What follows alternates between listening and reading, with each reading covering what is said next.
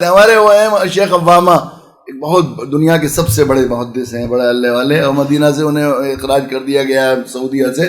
تو ترکی میں Tayyip Erdogan باقاعدہ چارٹرڈ پلین کے انہوں نے کہا کہ میں آنا چاہتا ہوں لینے کے لیے آپ کو، لیکن وہ شیخ عوامہ نے منع کر دیا، دنیا میں شور شرابہ ہوگا، میں ایسے ہی. تو وہ ایک چارٹرڈ پلین لے کر بلایا ان کو. بیچارے بہت شفقت رکھتے ہیں ہم لوگوں دعوتی، اس سے دلچسپی ہوتی، بلکہ وہ ان کے یہاں حاضری ہوتی رہی مدینہ منورہ میں.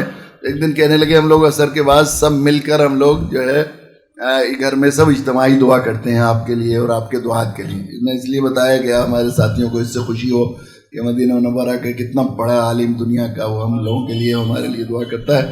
تو وہ ہم اس لیے دعا کرتے ہیں کہ ہم لوگ اس دعوتی کام میں اور کچھ حصہ نہیں لے سکتے تو کم سے کم اتنا تو شریک ہو سکتے ہیں. ہم اللہ سے ہیڈ آفس سے اپروول کرائیں آپ کے کام کی. میں نے کہا شیخ اصل کام تو یہی ہے سب سے زیادہ، یہ تھی بات. تو وہ مجھ سے کہنے لگے کہ آپ بہت کام کر رہے ہیں. مگر یہ کچھ یہاں ہندوستان میں اتنے تعلیمی اور فعال ادارے ہیں، لیکن وہ افراد سازی کا کام نہیں ہو رہا. جو امتیازی شخصیات، جو ممتاز شخصیات، عبقری شخصیات اب پیدا نہیں ہو رہی ہے. بتائیے علامہ انور شاہ کشمیری کا کون جانشین پیدا ہوا؟ مولانا قاسم نانوتوی کا کون جانشین پیدا ہوا؟ فلاں کا بتائیے ان کی جگہ کون لے رہا؟ شیخ ابو الحسن الندوی کا کون جانشین؟ مولانا کی قاری طیب صاحب کا کون ہے اب ان کی جگہ؟ تو میں نے کہا کہ نہیں، کچھ نہ کچھ ایسا تو ہے تخصصات اور تکمیل کے ادارے ہیں. میں نے ایک ادارے کا نام لیا تو وہ کہنے لگے میں گیا تھا وہاں پر، اور میں نے جو ہے وہ کچھ دوسرے مسلک، حنفی مسلک کے علاوہ وہاں کے جو تحقیقی کام کرنے والے لوگ تھے ان کے نام کتابیں لی، تو کتابوں کے نام بھی نہیں جانتے تھے. اس کو وہ کیسے کہہ سکتے ہیں کہ وہ علامہ انور شاہ؟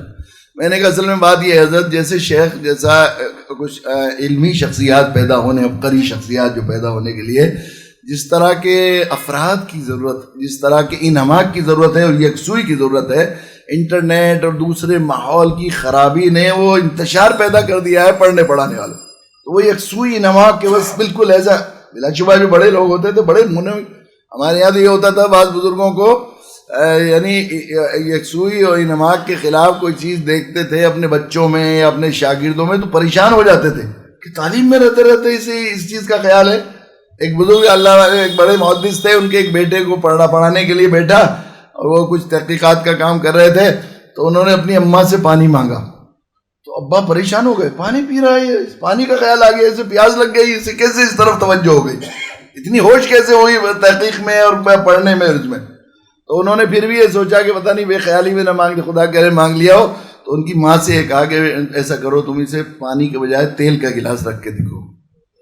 تو ماں نے کہا کہ نہیں میرا بچہ ہے، ہو جا کے تم رکھو. تو وہ مانا تو تیل کا گلاس لیا تو انہوں نے گھٹ پورا تیل کا گلاس پی لیا. 2 رکعت صلاۃ الشکر پڑھی کہ نہیں میرا بچہ عالم بن جائے گا. ابھی سے ایسا نہیں ہوا. تو وہ انہماک جو چاہیے تھا وہ نہیں ہو رہا. یعنی ہاں میں میونخ میں گیا تھا،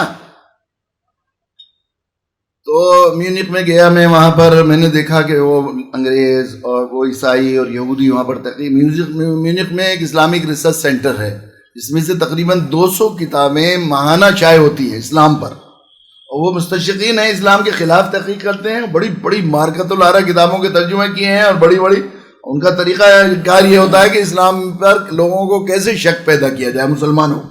وہ بڑی حکمت سے اور بڑی ہوشیاری سے اس میں چیزیں ڈال دیتے ہیں. وہ بالکل ان کا طریقہ ایسا ہوتا ہے جیسے کوئی کہے کہ صاحب آج آپ کی دعوت کی، فلاں صاحب نے بڑی محبت سے دعوت کی تھی اور کتنے دنوں سے وہ امید کر رہے تھے، آپ نے دعوت قبول کر لی تو گھر میں عید کا جشن تھا اور ہر آدمی کھانا بنانے میں لگا ہوا تھا، اور سوچا کہ آج جو ہے بالکل بہترین جو ہے اپنے گھر کے پلے ہوئے بکرے کو ذبح کیا جائے اور اس کے گوشت کو بہت اچھے طریقے سے بنایا گیا، اور چاول فلاں دہرادون کی باسمتی منگائی اور اصلی گھی فلاں جگہ سے اپنے ہاتھ سے منگایا، اور اتنا خوبصورت اتنے سلیقے سے سب لگے رہے کہ آج تو ہمارے حضرت نے یہ کیا ہے اور وہ کیا ہے.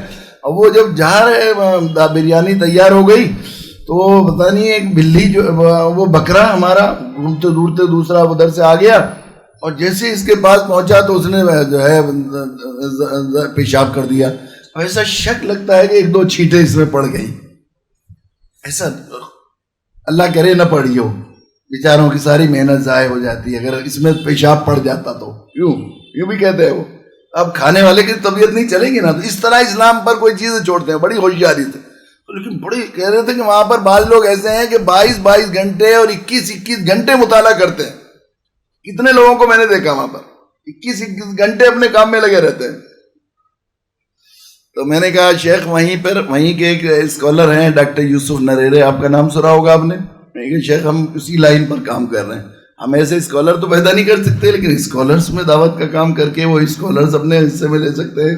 تو میں ڈاکٹر یوسف نریرے جو پہلے جوزف نریرے تھے، اللہ نے انہیں اسلام دیا، وہیں گئے تھے وہ میونخ میں اس میں اسلام کے خلاف پی ایچ ڈی کرنے.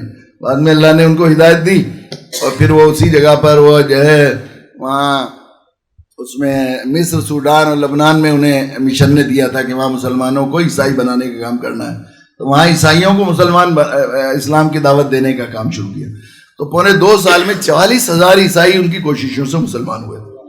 تو شیخ کھڑے ہو گئے، اتنا گلے لگے رہے بہت دیر تک، بار بار میری پیشانی چومتے رہے، سبحان اللہ سبحان اللہ، آپ نے کیسا میرا مسئلہ حل کر دیا. میں نے کہا یہ دعوت جو ہے یہ مسائل کو وسائل بنانے والی چیز ہے، یہ مسائل یقین یہ بات صحیح ہے.